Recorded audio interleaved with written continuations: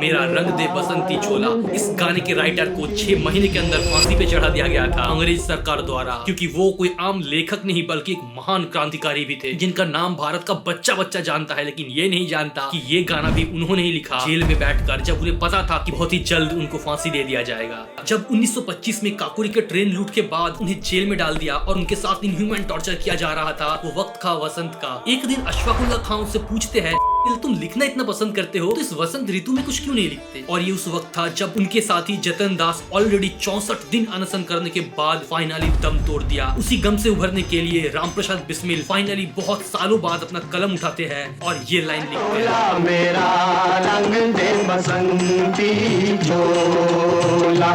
अपने ही सामने अपने साथी को दम तोड़ते हुए देख के उनका अच्छे से पता चल गया था अब वो दिन दूर नहीं जब हमारा सपना सच होने वाला है, अपने देश के लिए अपनी जान कुर्बान करने की सपना। और उस इंस्पिरेशन से निकली थी ये लाइन, जिस चोले को पहन शिवाजी खेले अपनी जान पे।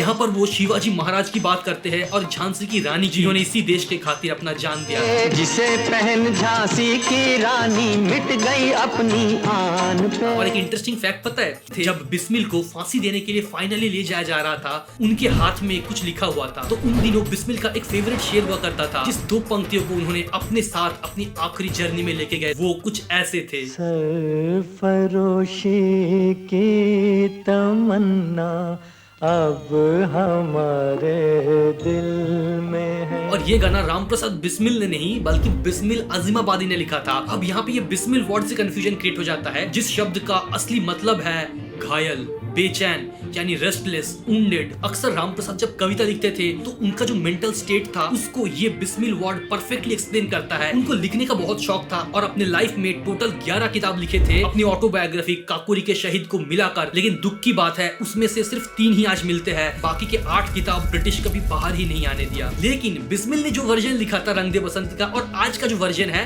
वो दोनों सेम नहीं है। आज वाला जो वर्जन है ना वो है 1965 शहीद भगत सिंह मूवी से लिया हुआ है और उसके जो लिरिसिस्ट है प्रेम धवन, उन्होंने इसमें काफी चीज बाद में एडिशन किया और वो एडिशंस ये लाइन्स थे।